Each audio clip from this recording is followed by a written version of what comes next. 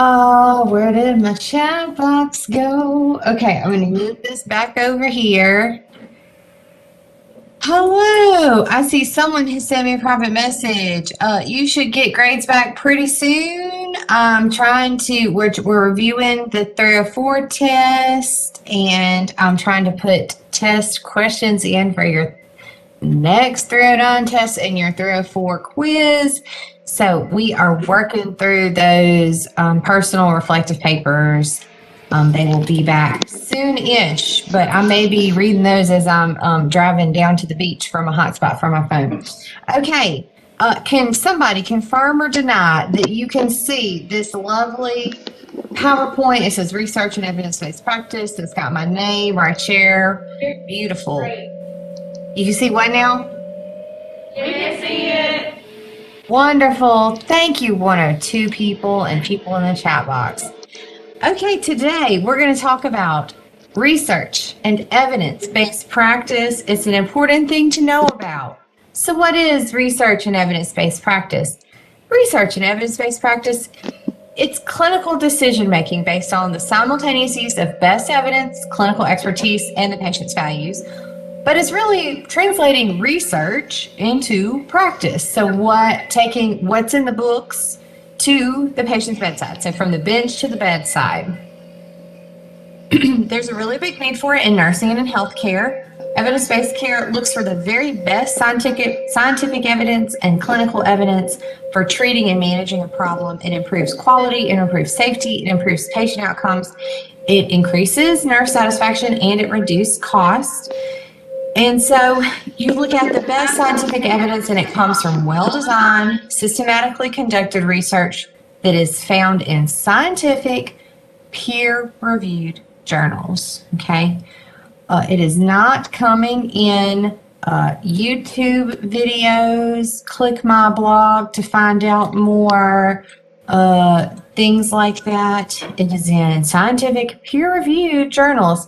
These days, in the era of COVID, sometimes things are getting published before they're getting peer-reviewed. They're called preprints, and that has been really interesting. Never before have we seen this many preprints out and about.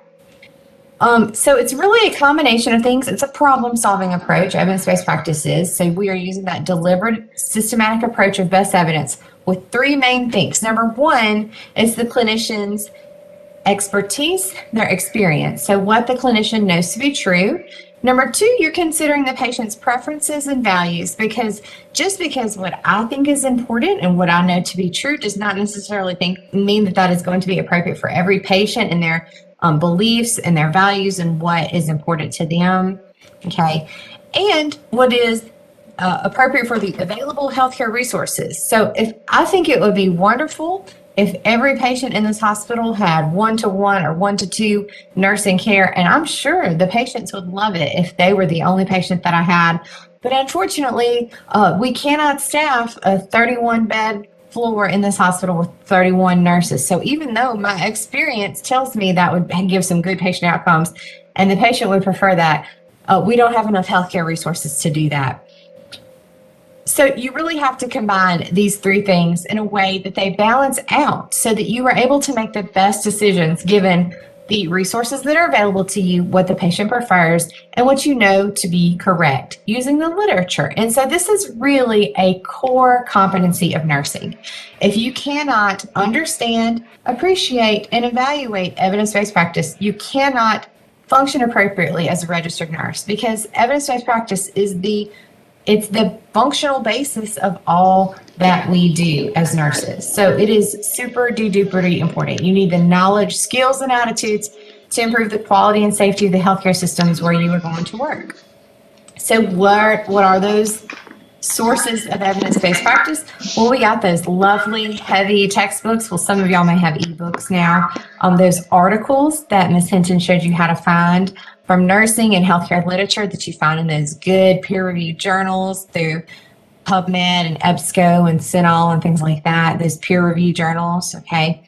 They're from good, valid sites. They may be from professional healthcare organizations like the ANA, Sigma Theta Tau, things like that, okay? And the application of evidence is going to differ, like I said, based on the patient's values, their state of health, their preferences, their concerns, and their expectations. And it's going to involve ethical and accountable professional nursing practice, and it's going to involve the use of some critical thinking skills so that you can take what you know and apply it to different patient situations. And there are some steps. They did call it six steps. And instead of changing it to be 7 steps, for some reason they just added this step 0 up here. I don't really know. So now they have these 6.5 steps. So the first step is cultivating a spirit of inquiry. So just having a spirit that is conducive to knowing things and learning things and questioning the things that you do. And then we're going to ask a clinical question in this specific format called a PICO or PICOT format. We'll talk about each of these separately in just a second. Searching for the best evidence. Y'all just had an hour-long lecture on how to do that. Critically appraising the evidence. She just showed you some great examples of that as well.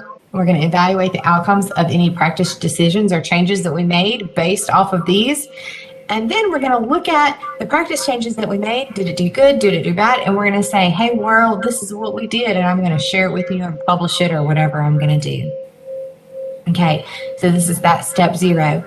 Cultivating a spirit of inquiry. It takes no skill. You do not have to be good at this. This is an attitude and not an aptitude. So you have to be willing to critically reflect on your practice, and you have to be willing to take some constructive criticism. There are times when I'm going to go to the clinical unit with you that I'm going to be told that I'm doing something wrong because I only go up there once every, semester for a few weeks, and then I'll leave and don't come back till the next semester. And so something has changed, I guarantee you, since I was there in the spring. So I'm going to constantly question my practices, and I'm going to lead myself to the consistent use of evidence-based practice. So the next thing, it's on box 5.1 in your textbook. This is all, I think, chapter 5 in your textbook. Let me refresh my memory. They must all be. Yes, chapter 5, evidence-based practice, page 52. This is box 5.1, a PICO question. So as you're getting ready to do a search or looking at things in research or evidence-based practice, you can do a PICO question. Sometimes it's PICOT. When I did my doctoral research, I was just PICO. There was no T involved, just PICO. And so this is a structured technique that you'll use to formulate a question for research purposes. So first is, what is your patient population of interest? I is your intervention. So what do you want to do? What do you want to look at? C is your comparison. So what is the alternative? And O is the outcome. So when I was in my doctoral program, I was looking at what was the effect of non-pharmacological pain interventions. Okay, the one specifically that I looked at was the use of a virtual reality headset. So that was my intervention of interest, was VR headset. On patient population of interest, my patient population was clients with chronic opioid use. The outcome that I was looking at was patient-related reported pain scales, so like 0 to 10 pain scale, what was their pain? And the comparison of interest I used was just standard of care, so just compared to no care or just what their usual care was in the hospital. So in a PICO format, my clinical question was, for clients with chronic opioid use, what is the efficacy of non-pharmacological pain intervention using virtual reality headset versus pharmacological interventions on patient-reported pain scales? So that's a PICO question. And then you can add T for time, where it's just like today, this month, this year, whatever, things like that. Then we're going to search for the best evidence. We can ask experts to help us. So we've got our nursing faculty. Not that I'm an expert by any means, but I can help guide you in the right direction and tell you the things that I do know, because I do know a few things. Librarians, our reference librarians are amazing. We've got lots of advanced practice nurses here. Even if it's an area that I am not super well versed in, there's probably someone that I will know, someone who is a content expert in that area. each of our clinical areas we go to, we're going to have a staff educator. They're going to have a nurse manager. We have risk managers that work with us in these different areas as well. We're also going to have those medical librarians like Ms. Hinton, who we just saw, who can help you identify if you're wanting to look for something. Like I was looking for something that had a pain component, that had a drug abuse component, and a virtual reality component. So I had to look in those a bunch of different databases, because when I was doing my search strategies, I needed to look in CINAHL because it had nursing information, PubMed because it had medical information. I also looked at a lot of the like psychiatry related databases because they had a lot of the substance abuse information. And so she was able to guide me down some paths that I would not have known to go down had I not spoken with her. And she can also help you identify the keywords that are going to do that. Now, do you guys have to write a PICO question?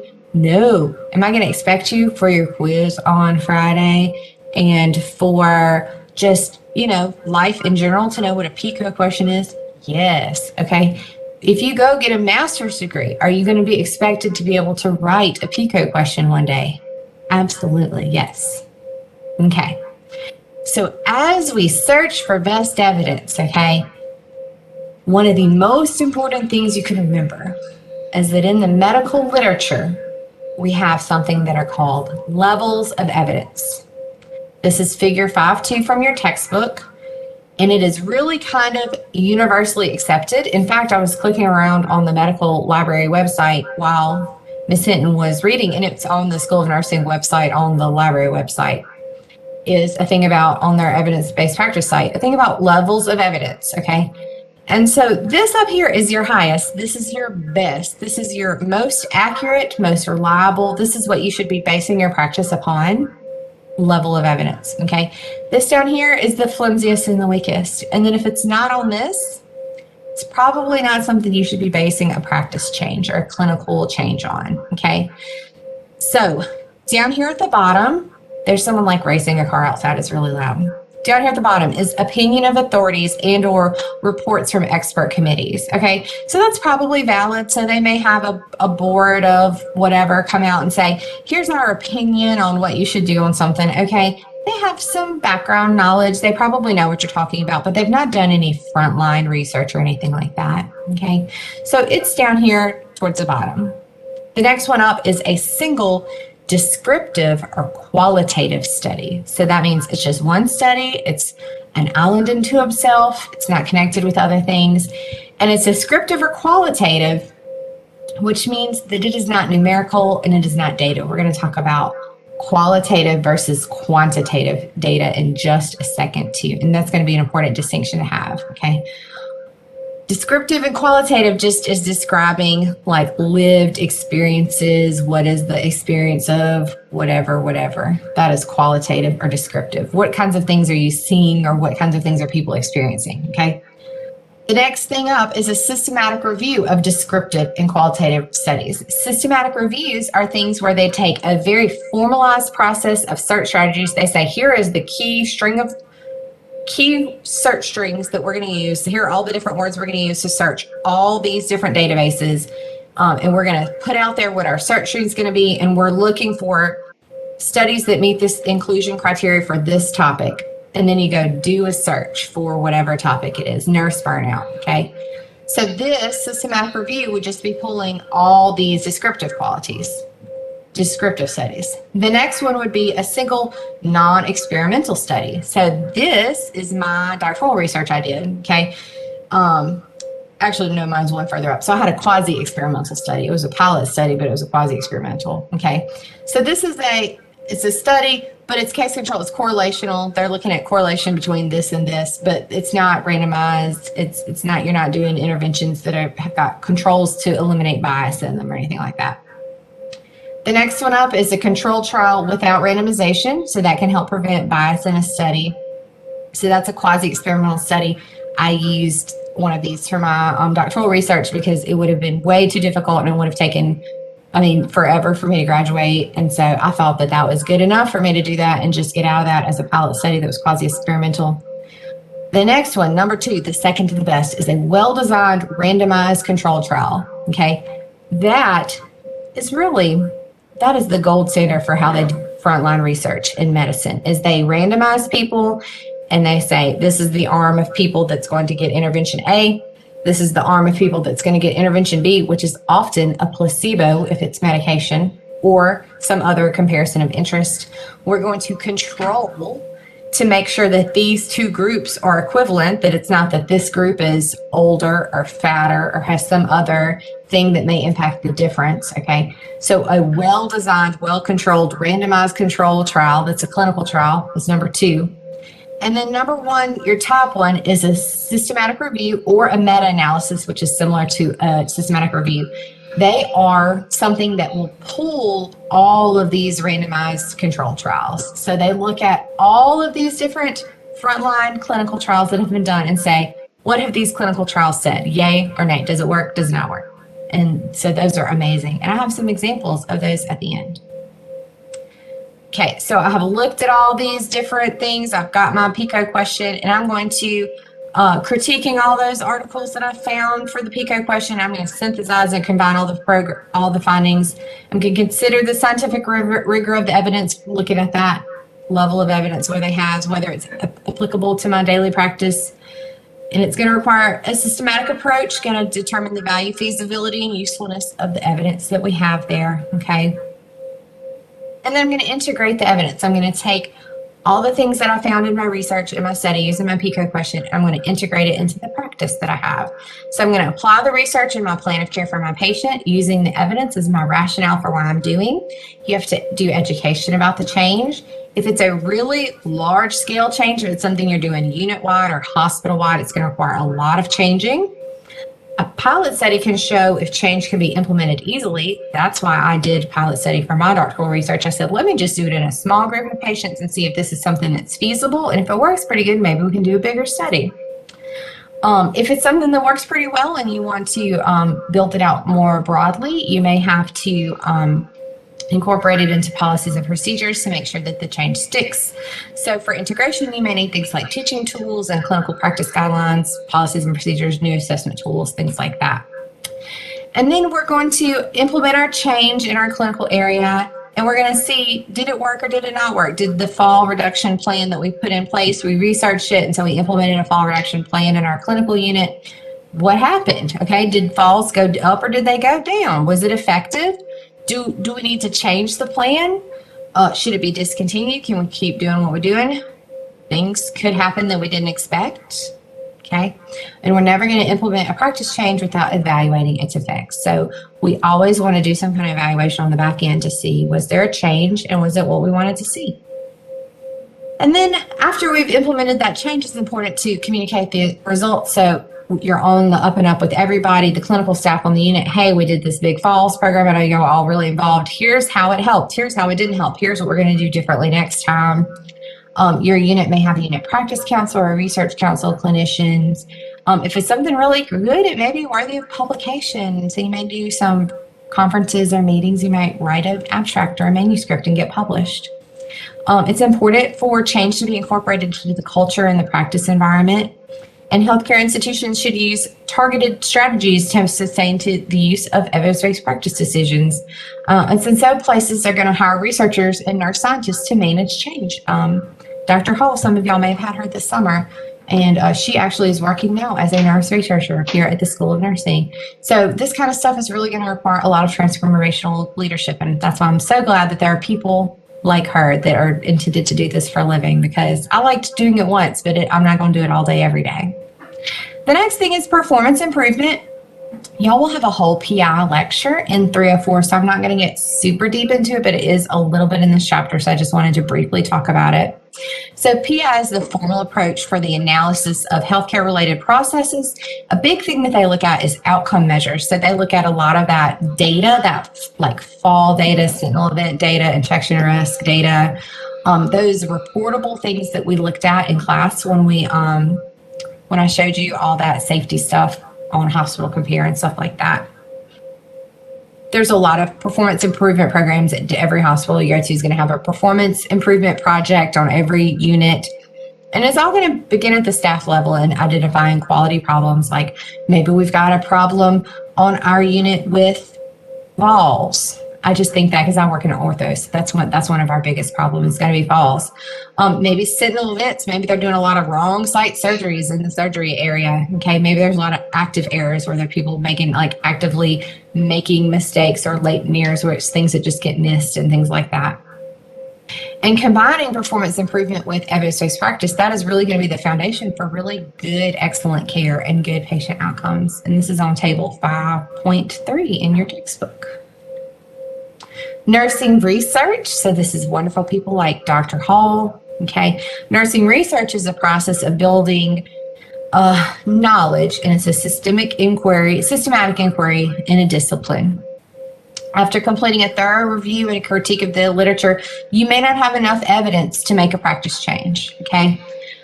So when you're going through, you're making that PICO question, you may identify that there is a gap in the literature. So there's not enough stuff published on blank. So when I was doing my study, there was not literature published on the use of virtual reality in patients with substance abuse problems. So you have identified here is an area where we need more research. So research is going to be done. It needs to be done. It needs to be accurate, dependable. It needs to be done that is in a way that is free of bias. Nursing research is a way to identify new knowledge, improve practice, and find ways to use healthcare resources effectively.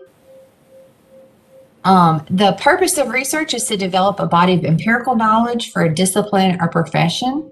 Research can validate and refine existing knowledge, so we can look at the things that we're doing and say, is this like a scientifically valid thing that we're doing? Yeah, that's great. Let's keep doing it. Or we can say, hey, what should we do about X, Y, or Z problem? Okay, this is what we should do. Research is done usually under very controlled circumstances. And usually research circumstances are different from the everyday world of nursing and healthcare. Because research is controlled, it will usually vary from real world practices. And so you sometimes will have to consider things that the research may not be able to consider as much, like cost effectiveness. So there may be an excellent drug or treatment in the literature that is really good that you do research on, or you find really good in the research, but that is many thousands or millions of dollars, that may not be appropriate to be used in your area. You may just not have the resources to do it as well. Nursing research, remember Florence Nightingale? She was that first nursing researcher and that statistician. She asked those questions related to problems that confronted nurses on the battlefield and the hospital. And from there, she set out to find the answers. She wanted to know how to improve nursing care. She found all those deplorable conditions and sanitation and overcrowding and not enough food, dirty water, no supplies, unsanitary things, and terrible mortality rates. But with all of her findings she was able to obtain clean food, clean water, and she was able to reduce those mortality rates. And so things as simple as that, it's good evidence of good research. So the research process is a little bit different than the evidence-based practice process. So first, it's kind of similar to the scientific method. First, you formulate a problem, then you write a purpose statement, you review the literature, and you develop a hypothesis, remember, like an educated guess. So the problem arises from some problem in practice. It's usually stated in the form of a question. The purpose is a statement of the problem and how research can solve the problem. You look at the literature to see what else is out there, identify the gap, why this needs to be done. You find how you can add to that body of knowledge. And the hypothesis is just a predictive statement of the relationship between those two variables. Then you're going to design the study, and that's really the blueprint of your study and how it's going to work. The two main ways, qualitative and quantitative. Remember that levels of evidence had qualitative towards the bottom and quantitative a little bit higher. Okay, so qualitative is looking at the qualities of things. It is interpretive, it's more subjective in nature. It's interested in things like ideas, intentions, emotions. It's looking at the lived experience of people. Okay, it's like touchy-feely, frou-frou kind of stuff. Okay. Whereas quantitative is statistical. It is analytical. It deals with numbers. It deals with quantity. Okay. It utilizes induction or theory building. And so remember that statistics class y'all had to take to come to nursing school here? This is where your quantitative research, so that looks at those p-values, okay? So everything has to be quantifiable, measurable. What has been done? Has it been validated? And is it statistically significant, okay? So examples, Dr. Hall, when she was doing her PhD research, was looking at what was the impact of air quality. She had all this air quality data, like from the EPA, and air pollution on the rates of congenital heart defects for people in the southeastern United States. So that was a quantitative data. We had another PhD student that was looking at what is the lived experience of African American women diagnosed with late stage breast cancer. Is that something that's worth researching? Absolutely. But can you measure that? Can you put a number on what someone's lived experience is? No. So with this qualitative data, they do these really in-depth one-on-one person-to-person long interviews, and they write out like a transcript of it, and then they do it with a few people, and they analyze those transcripts for common themes, and that's what qualitative data is. So for research, you can have a pilot study. That's that small, like dress rehearsal study, just quality control, seeing if it's feasibility. Then you will collect data to ensure the accuracy. You'll have careful training. Everybody wants to be sure that they're collecting the data the same way. You'll analyze the data. You're doing some kind of statistical method to do that. Central tendency, usually like what's the mean of this, what's the mode, what's the p-value, what's the variability of different things. You use different kind of inferential statistics. One way, ANOVAs, t-values. I'm trying to remember what statistics I did on my research, and I cannot even remember what statistics I did on mine. Then you'll communicate your findings. You're going to publish them so you can use them to make good clinical practice decisions. I'm trying to get mine published right now, and I'm beating my head against the wall. Ethics in research is also extremely important. Before conducting any kind of study with human research, you have to get approval from an institutional review board, also known as an IRB, for anything that involves human subjects. This board includes scientists and lay people as well, and they review all studies to be sure that they adhere to ethical principles. One of these principles is going to be informed consent, making sure all the clients are informed of and understand the consequences of consenting to and serving as a research participant. There is a stack of paper like yay thick to go through the IRB. It took me about 6 months to get one application on something that was very, very low risk through that committee here at UMC. They look at their research proposals. It has to be written on an 8th grade level here, just to be sure that all your clients can read it. They make sure that ethical rights are protected, privacy rights are protected, that people have the right to refuse, that they're not being coerced into that they're looking at all the study procedures, that they're done correctly, that the correct consents are on there, that people are informed about any risk or harm. And they're really, really focused on protecting any kind of vulnerable population like children, elderly, people who are mentally handicapped, and prisoners and things like that. All risks and benefits have to be fully disclosed. You cannot do any kind of deception or misleading information. That you have to be free of coercion and influence, and you have to have complete privacy. I had to blind out everything in all of my study. Everything had to be kept completely confidential and not identifiable. Informed consent is like the biggest thing that they look at. Everybody has to be given full and complete information about what kind of study they're in, what the purpose of it, any risk, any benefits, any alternatives. They have to understand the purpose of the research. They have to be able to say yay or nay, and they have to understand how you're going to protect their privacy.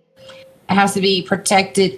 If you report any data out, you have to do it in a way that will not in any way, shape, or form identify your participants. You have to have the concept of beneficence, which is do no harm. So you have to have strategies to mitigate risk to not harm participants. So all of mine wore VR goggles. So I had to have a thing in there that I told every participant, if at any time you feel pressure on your face or you get nausea, you reach up with your 2 hands and lift your goggles off. Okay. Protect those vulnerable people.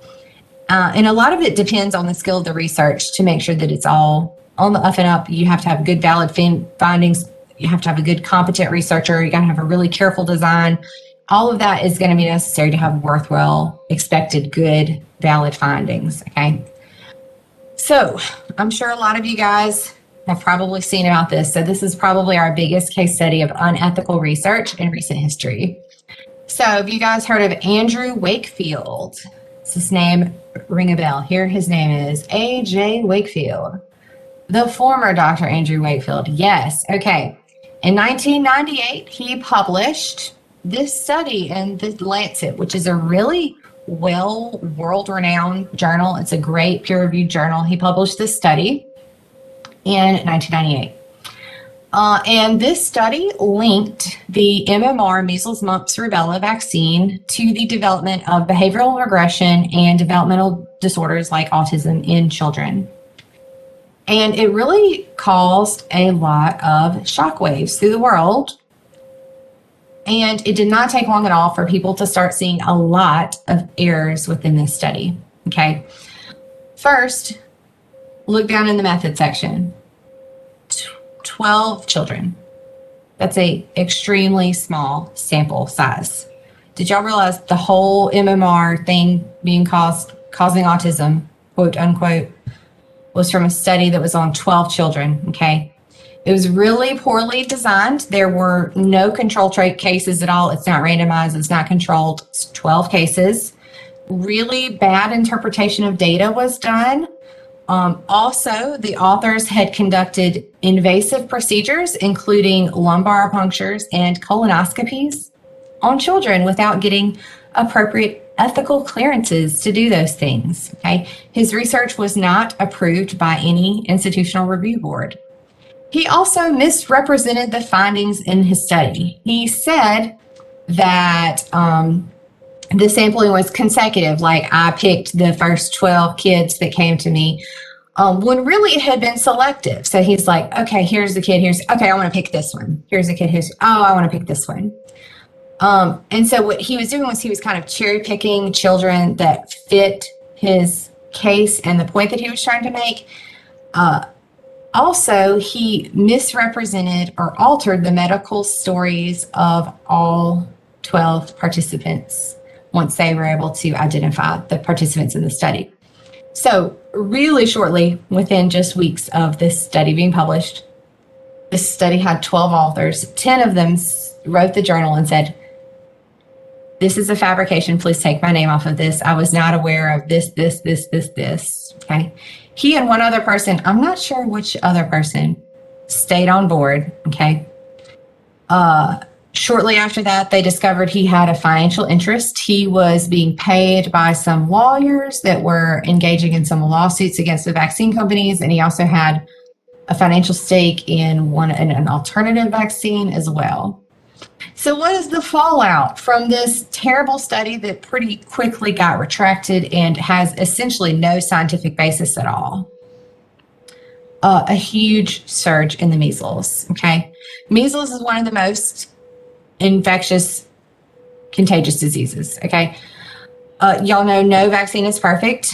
So around 30% of let me back up a little bit. No vaccine is 100% effective, right? So anybody who gets the measles and is around someone who is acceptable, either their vaccine was not 100% effective or they're around a person who has not been vaccinated because they're too old, they're immune compromised, they live in a third world country, they're too young, okay? For every 100 susceptible people, that one person who's infected with measles is around, 90 of them are going to catch measles. So one infected person comes in A102 when y'all are all crammed up in there like sardines. If y'all were not all vaccinated, 90 of y'all would get measles. That's insane to me, just bananas, okay?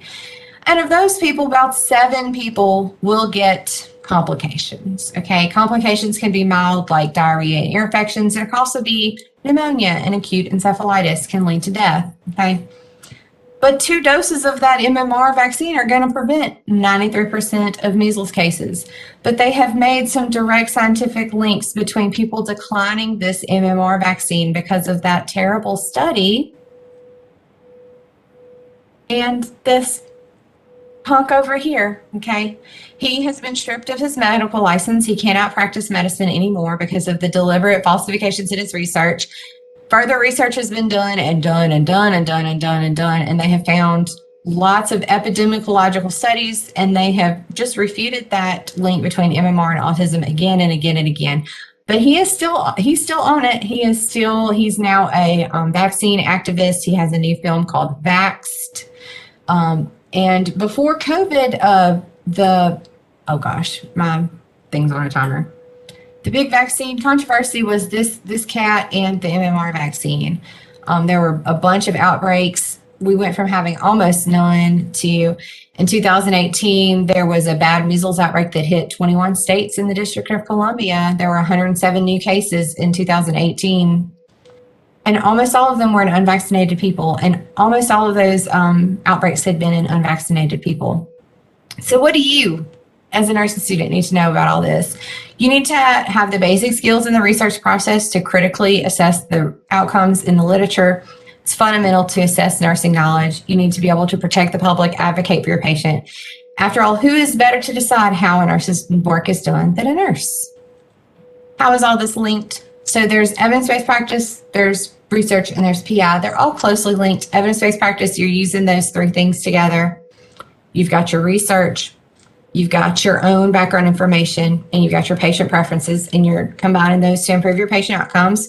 Research is that systematic inquiry to solve answers. You're going to contribute to the body of knowledge. And so you might use this research in evidence-based practice.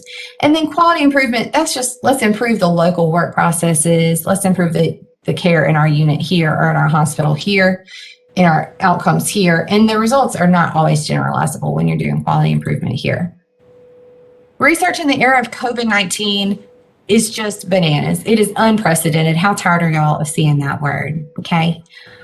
We are seeing research happen in real time, which has never happened before. Okay.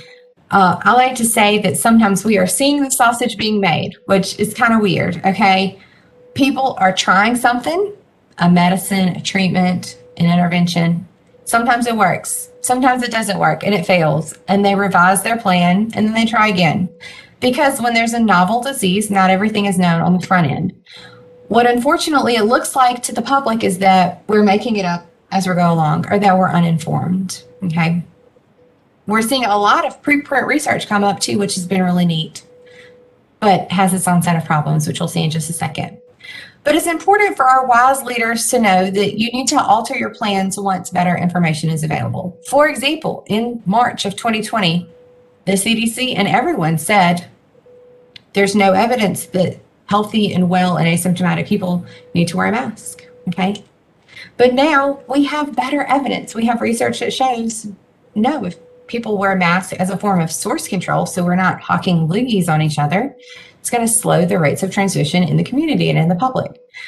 So where some people might say, the CDC is lying, they're just making it up, they're changing their minds all the time, they're flip-flopping on the issues.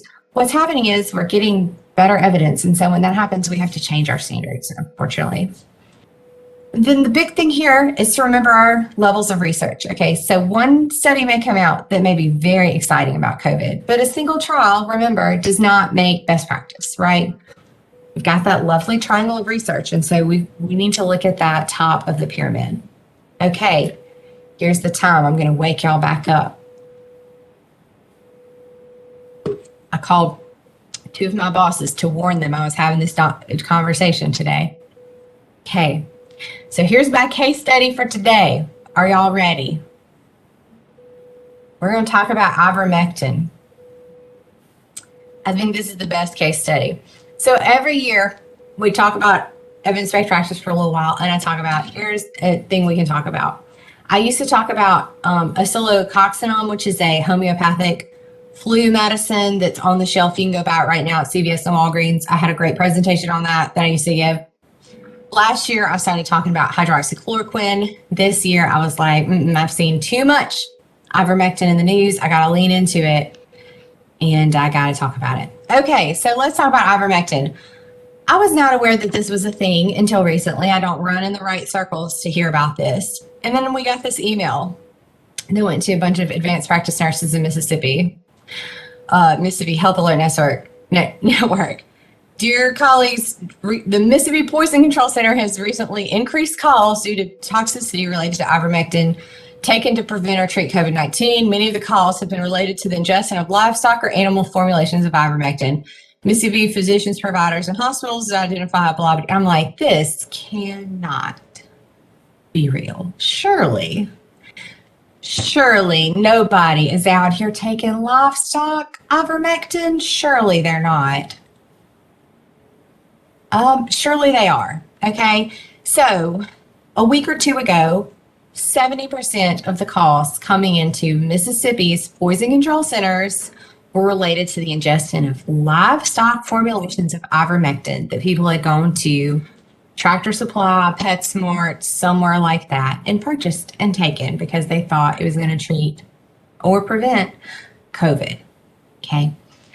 To the point that Mississippi State Department of Health and the Poison Control Center have had to come out and say, do not use ivermectin that is intended for animals. So my nosy tail can't leave good enough alone. So I'm let me start investigating. Where are people coming up with this? Is this out on the internet? Oh boy, it's out on the internet. It is everywhere. Okay. So I looked on Facebook. I looked on Reddit. There's a bunch of Facebook groups on it. Horse and tail. Look, if there is a picture of an animal on your box of medicine, you should probably not take it, but we will get there, okay? Also, if you have read it, I'm saying this in all caps. Do not get on the ivermectin subreddit, okay? Do not. Something has happened in the last 2 or 3 days. Don't get on it, okay? I'm telling you now, don't get on it. Okay, but on Facebook, on Reddit, on lots of places, there are people sharing their personal stories. No, Alyssa, I'm telling you, do just believe me. Just believe me. Don't get on it. I'll tell you at the end if you want me to. I can't tell you now, but I'll tell you at the end if you want me to why you shouldn't get on it. There's people sharing their personal stories of how I used ivermectin to treat my own COVID. There are tables that are available to it's a nice table where you can just put in your weight and what brand of horse peel or horse cream you have, and you can just look at the table and see how much horse paste you should take, and people are sharing it. Okay, convenience at its finest. Here's this guy sharing. Here is my experience catching COVID and eating ivermectin horse paste. I'm a 39-year-old healthy dude. He's unvaxxed. Okay. Here's the table he got. It's from FLCCC. It's Frontline COVID Critical Care. Okay, that will become relevant later. Okay, one of the biggest dangers of taking ivermectin is how easily they can overdose on it. Okay, these animals, a horse is much, much, much bigger than you. Okay. It's also difficult to measure out. Like, imagine you had a tube of toothpaste and I'm like, you need to take a gram of this. Like, it's much harder to dose yourself accurately. Also on TikTok, I saw a guy that he wasn't even bothering to try. He was just like squirting it in his mouth, like going to town. Okay. But this is medicine that is meant for a 1,200-pound animal. And if we're taking it on a 220-pound man, a 120-pound woman, that is a huge difference, and we are really playing with fire. But I was really easily able to find some of these references, okay? I blurred this lady out because this was on a Mississippi news, like WLBT, WABT, and I was like, this is about to be somebody's aunt or somebody, and I'm going to put her on blast, okay? I have 2 nurse friends and their families who take this, and they are fine. Livestock ivermectin. Doctors told them to get on it. The injectable, like inject it. You take 1 cc per 100 pounds of weight, and then you repeat in 72 hours, and then monthly. Mix in a liquid and drink. But then that's drinking. I also have a nurse practitioner friend that says it works. Okay. Is this a reliable source? A, probably no. B, what do you think the Board of Nursing is going to do to a nurse that is telling people to get injectable livestock medicine meant for a horse 10 times bigger than them and drink it? Okay. Here's some more Okay. This was from the Facebook group. I didn't blur these people's names because they are not local. What's the dosage on this one for me? It didn't come from a farm store. It was in my cupboard. She already had it. I thought, yes, my family will be all good, but I don't know how much to take. Please advise. And look, this person hasn't realized she doesn't have just ivermectin. Hers is HeartGuard. Look, ivermectin / something else. This is 2 medicines. She's taking 2 things, okay? Is this the right one to use? Okay, so she does have ivermectin, but if you look, this is a long-acting injection. This is an injection that is intended to last a horse or a cow 2 or 3 months, okay? And you gonna take it a couple of times a day? Y'all, I'm just truly flabbergasted. COVID protection and heartworm protection. But okay, why not try it? What is the worst that can happen? Okay. I started the preventative regimen of ivermectin based on the FLCC. Hey, another person on that FLCC guidelines. And I literally myself at the grocery store today. Is this normal? I want to protect myself, but is this just like the toxins leaving? And someone else tells her, yes, it gives you loose stools, but it should get better. Eat with a fatty meal. Has anyone else lost their vision in the morning but had it come back later? Y'all, I got slammed with a bad cold last week, blah, blah, blah, blah, blah, blah, blah. But look, come down here. Guess what? Diarrhea. Another one. Crap in their pants. Okay. I get strong diarrhea for about a day each time I take my 15 milligram dose. This has happened each 2-week dose now since January. This cat pooped his pants from January to May. Y'all, that is a long time to be pooping your pants. My husband just received his positive COVID test. Now I'm running a fever, so this person probably got it too. I already have a prescription for ivermectin, so at least, God forbid, this person at least sounds like she's taking the human form. Okay. Also, I have mitral valve prolapse. Does anyone know if ivermectin might interfere with that? A cardiac problem. Is it safe to take ivermectin with blood thinners? And this person is telling her, my husband does. He has AFib. We thought it messed with his iron arm. We followed more closely. It's fine. Blah, blah, blah. Okay. Oh, great. I'm on Eliquis, so I should be fine. Didn't 2 people in Tupelo, northern Mississippi have liver damage to taking it? Yes, they do. Okay. So what's the shakeout on this? Okay, here I am in my drug book. Okay. Look, it is not an antiviral drug. It's not FDA approved for treating or preventing COVID.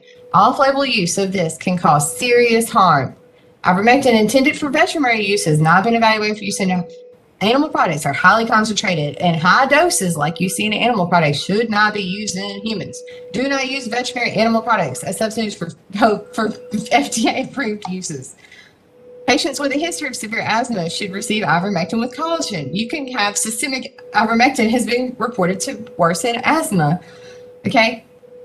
It's extensively hepatically metabolized. So yes, if you've got liver problems, if you're drinking every day, it's going to cause really severe liver problems. Okay. So in my drug book, I'm going to click on my contraindications and see in my adverse reactions. All right. So instead of taking the safe, effective infusion of monoclonal antibodies or getting the preventative vaccine or going to their healthcare provider and get other recommendations from their healthcare provider, because I am not their healthcare provider, they're going to go take this. And this is just the human form. This isn't even the livestock form. And this is what the drug book says are some of the side effects. Okay. They can get angioedema, severe angioedema. 1.2% of people that take the human form get that. Okay. Elevated hepatic enzymes. 2 out of every 100 people will have elevated hepatic enzymes. So that's a lot of people. Orthostatic hypertension can be moderate. Sinus tachycardia. So do you think that person who says, I've got mitral valve prolapse should be playing with this drug? A coma. A severe coma. Okay. Seizures. Severe seizures. Okay. Stevens-Johnson syndrome. Just And toxic epidermal necrosis. Those just burn your whole skin off your whole body. Okay, and also prolonged bleeding time. So what did that other person on Facebook tell her? Oh, I'm on blood thinners. Oh, my husband's on them too. Oh, it's fine. Y'all, ocular hemorrhage, literally bleeding into your eyeball. Okay. If your doctor prescribes this for you and you take one pill that is made for a human, is it probably fine? Probably. But if you take a bottle that is meant for a cow to take once every 3 months and you inject it or you drink it, or you have underlying cardiac problems, or you have an underlying seizure disorder, or you have underlying bleeding problems, or you're on blood thinners, or you drink a lot, or you have liver problems, or you're taking other meds that are metabolized by your liver, blood pressure meds. These people are playing with fire. Playing with fire. Okay?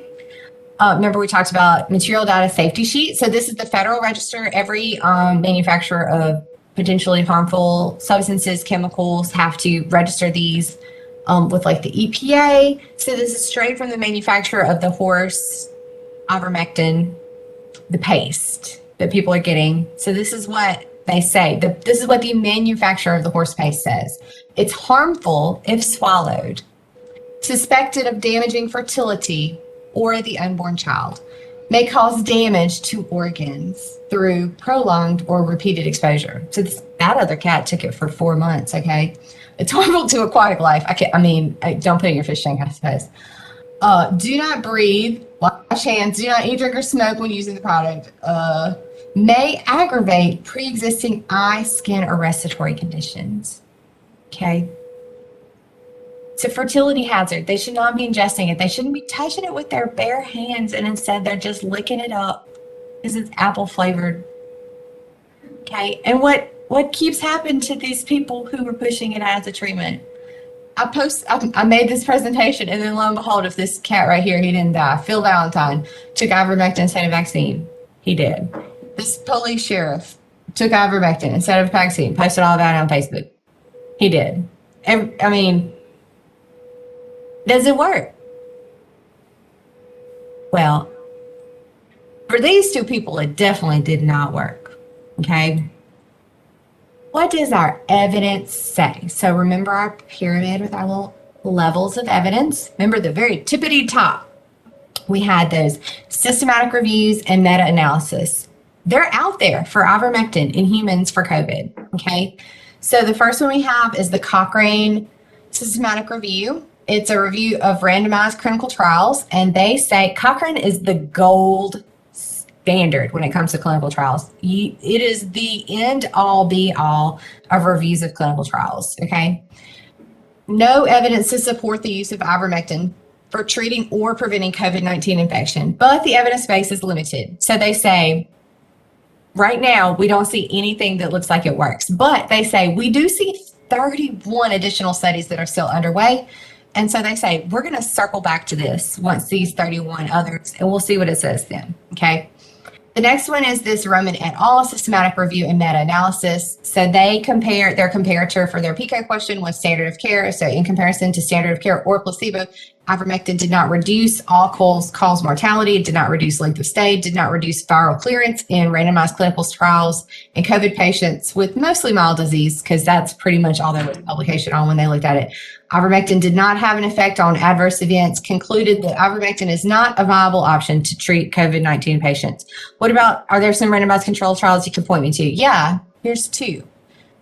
Lopez Medina from 2021. It's a randomized control trial, 576 patients, which is pretty good for a novel disease. The duration of symptom was not statistically significant for people who got a 5-day course of it. Here's another one, Gonzalez et al., 2021. It's a randomized control trial, double-blind, placebo-controlled, well-designed, great study.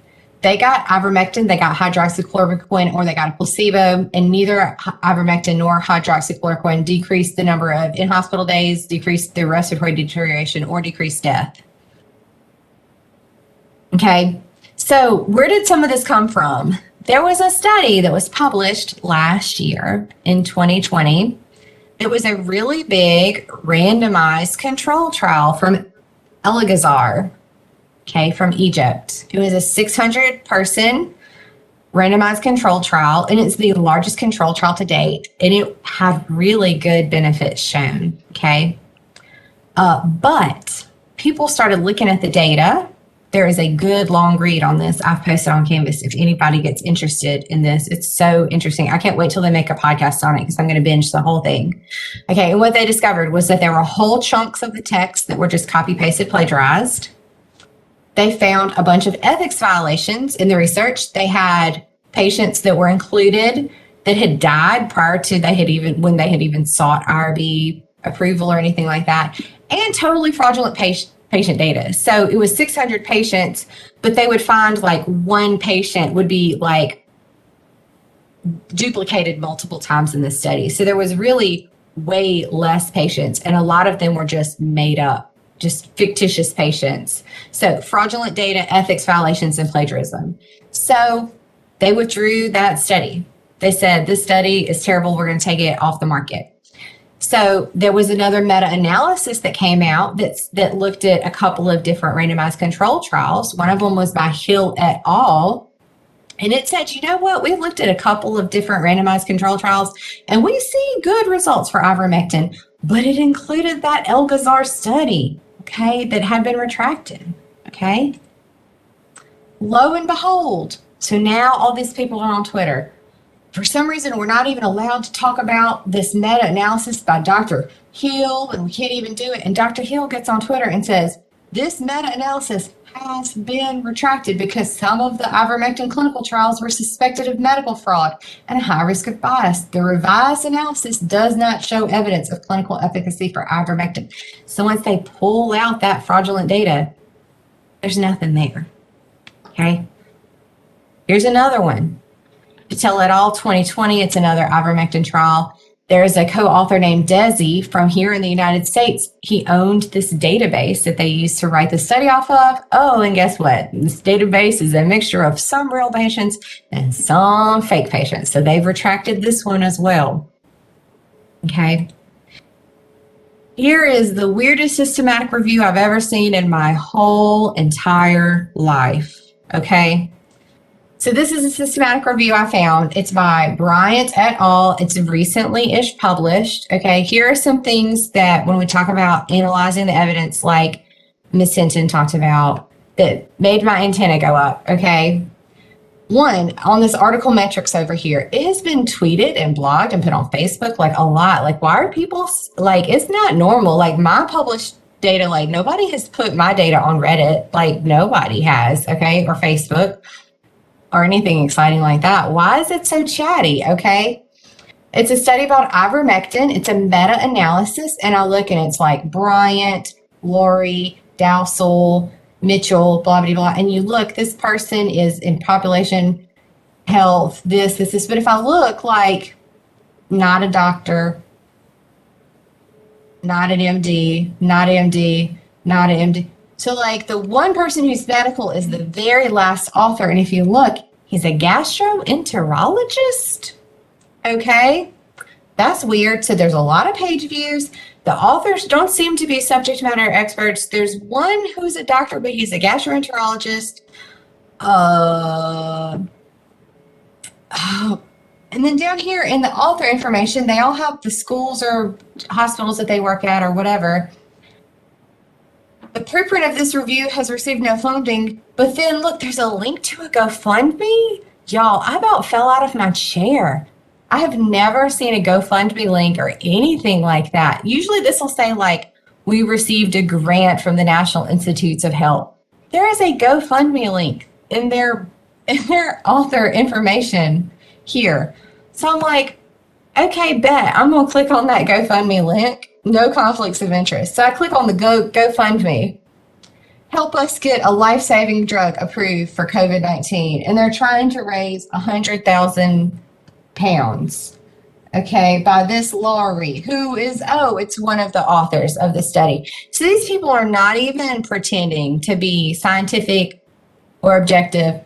And if you scroll down a little bit further, this is from that frontline COVID critical care, FLCCC. By the way, I don't think a gastroenterologist and a bunch of people in population health sciences and PhD, and I don't even know what an MMBBB. I don't think any of these are frontline critical care, but they have clicked onto that name. So this is the eat ivermectin paste people. So they are putting out the tables and the charts that everybody are using. So they have an agenda that they are trying to push. So none of this is normal. This is totally abnormal and super weird. Okay, so I'm reading the study itself, and it includes this risk of bias summary. Okay, so here are all the randomized control studies that they looked at. If you remember, there were 2 randomized control studies I showed you guys. One of them was that Lopez Medina that showed it didn't really do anything. And look, man, it's yellow and red. They say, man, that Lopez Medina study, it is no good. Okay. The other one that I showed you was Chowdhury, I think. Man, they also think that one is bad. Gonzalez, I showed y'all. They think that one is bad. But notice which one they think is terrific.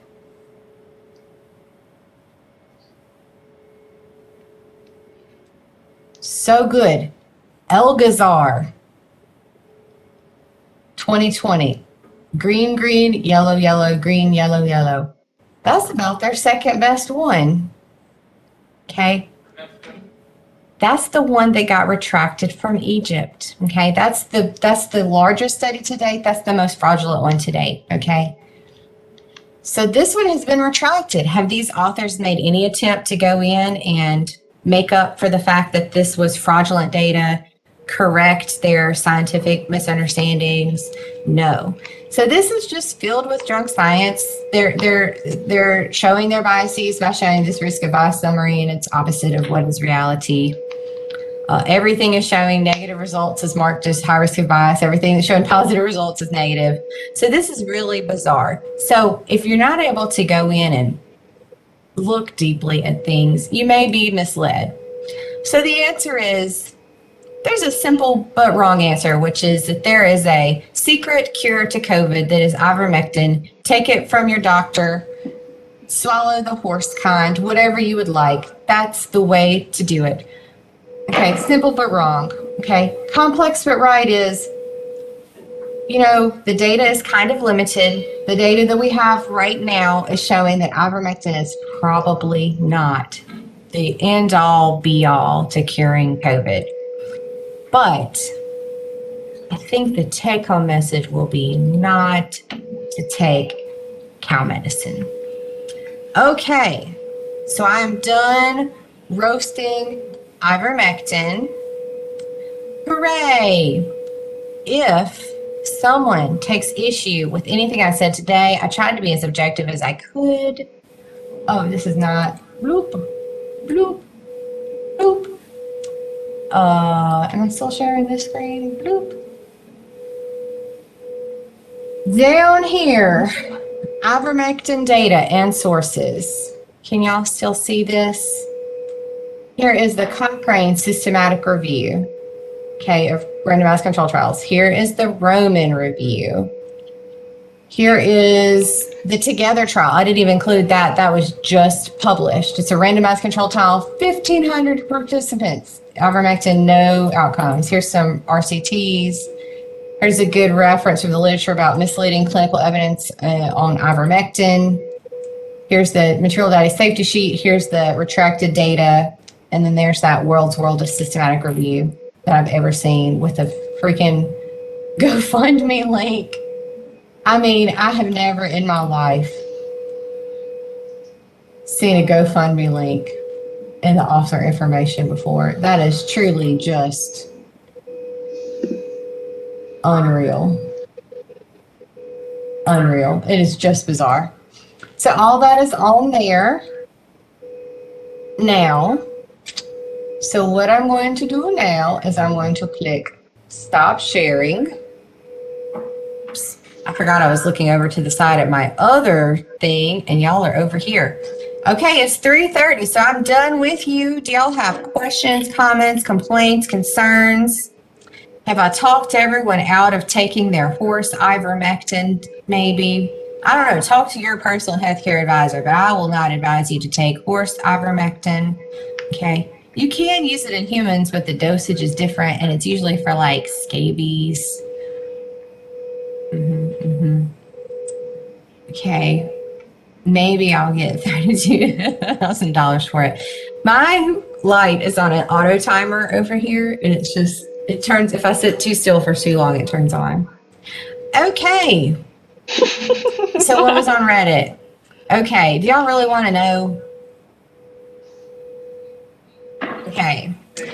So there was a subreddit that was the ivermectin subreddit. We're done with class. Y'all can leave. Goodbye if you don't have questions. So you don't have to hear this. Okay. There was an ivermectin subreddit that was posting a lot of foolishness that people were like, how do we get this taken down? And what they did was they started posting naughty horse pictures because it wasn't well moderated into that subreddit and upvoting it a lot so that if you try to go to that subreddit, it's going to be like not workplace appropriate naughty horse cartoons and stuff. So like for real, do not go to the ivermectin subreddit because it is no longer appropriate for anybody to look at. I mean, it wasn't appropriate before, but now it is super inappropriate to look at. Yes. Okay. Now you know why you cannot go to the ivermectin subreddit. Yes. It's been taken down. Did they didn't take, they marked it NSFW and it's, I don't think anybody should look at it. It's I awful. tried looking it up and it actually. Yeah, I would not look at it from the school's Wi-Fi network if you're logged in.